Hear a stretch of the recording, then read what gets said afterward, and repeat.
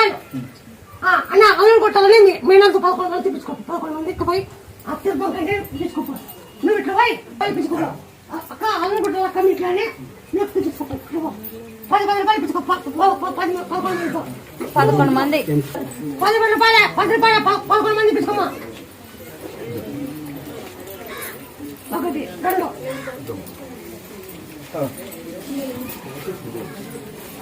ఎంతమంది మా 11 మంది 11 మంది కిలో 11 మంది ఎక్కడ 11 మందినే